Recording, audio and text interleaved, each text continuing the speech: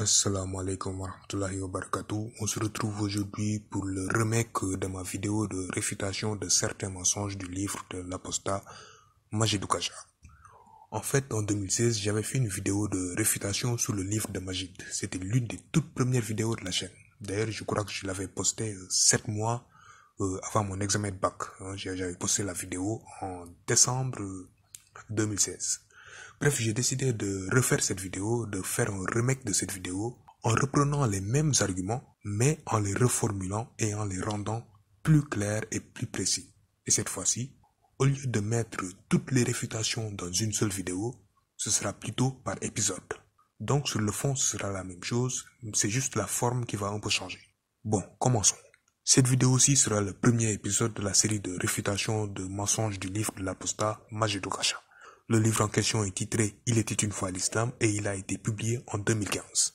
Et dans cet épisode, nous allons réfuter le mensonge de Majid Doukacha sur le mariage avec les femmes chrétiennes et les femmes juives.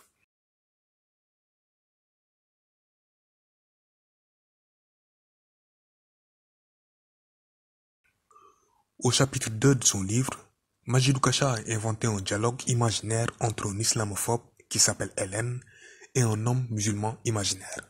Et durant ce dialogue, cet homme musulman imaginaire a dit à l'islamophobe qu'il n'épousera jamais une femme catholique juive et qu'il épousera uniquement une femme musulmane. Ainsi, Majid voulait faire croire à ses lecteurs à travers ce dialogue que dans l'islam, un homme musulman n'a pas le droit d'épouser une femme chrétienne ou juive. Ce qui est bien sûr totalement faux. Mais avant de réfuter Majid, lisons le dialogue en question. L'islamophobe Hélène dit « Si j'en crois ce que dit ton Dieu dans le Coran, le consentement unanime de deux personnes libres ou d'un trio homme libre, femme esclave, maître esclavagiste est loin d'être suffisant pour rendre un mariage possible et valable. Sourate 2, verset 221. Et n'épousez pas les femmes associatrices tant qu'elles n'auront pas la foi.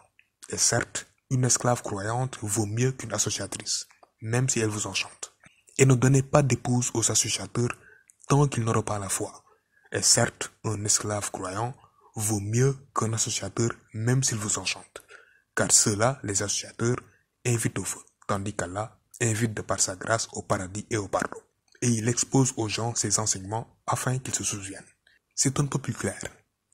Allah interdit aux musulmans de se marier avec des associatrices à moins que celles-ci ne se convertissent à l'islam.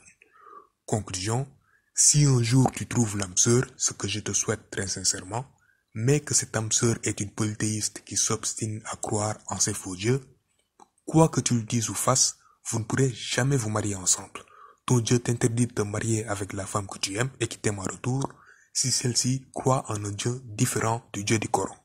Bonjour la tolérance vis-à-vis de la liberté de penser. Et là, le musulman imaginaire de Majid va répondre à Hélène en disant « Allah veut que les enfants d'un couple marié ne soient pas tiraillés entre deux modes de vie opposés.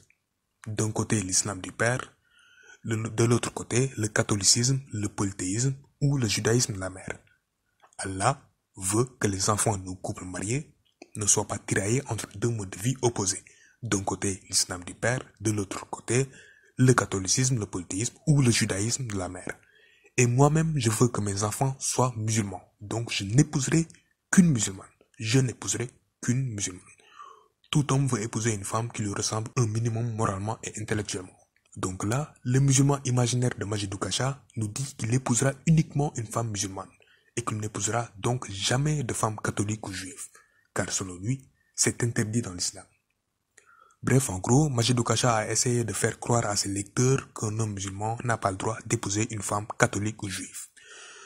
Alors, Majid Doukacha, ton idée selon laquelle un homme musulman n'a pas le droit d'épouser une femme catholique ou juive est totalement fausse. Ce qui est interdit, c'est qu'une femme musulmane épouse un homme juif ou chrétien. Mais cette interdiction ne s'applique pas à l'homme musulman. Au contraire, il est totalement permis à l'homme musulman d'épouser une femme catholique ou juive. Et cela est prouvé par le verset 5 de la sourate 5. On lit « Vous sont permises aujourd'hui les bonnes nourritures, vous est permise la nourriture des gens du livre et votre propre nourriture leur est permise. Vous sont permises les femmes vertueuses d'entre les croyantes et les femmes vertueuses d'entre les gens qui ont reçu le livre avant vous. Vous sont permises les femmes vertueuses entre les croyantes et les femmes vertueuses d'entre les gens qui ont reçu le livre avant vous. Et les gens qui ont reçu le livre avant nous, c'est qui? Ce sont les juifs et les chrétiens. Donc, dans ce verset, Allah permet aux hommes musulmans d'épouser les femmes juives et chrétiennes. Tout simplement. Vous sont permises les femmes vertueuses d'entre les croyantes et les femmes vertueuses d'entre les gens qui ont reçu le livre avant vous. Donc, Majidou Kasha, ton idée selon laquelle un homme musulman n'a pas le droit d'épouser une femme catholique ou juive est totalement mensongère. Car comme on vient de le démontrer, il est tout à fait permis à l'homme musulman d'épouser une juive ou une chrétienne. Bon alors je pense qu'on arrive à la fin de cette vidéo. On se retrouvera Inch'Allah pour le prochain épisode de réfutation des mensonges du livre de Majid. Je vous remercie d'avoir visionné ma vidéo. Wassalamu alaikum wa rahmatullahi wa barakatuh.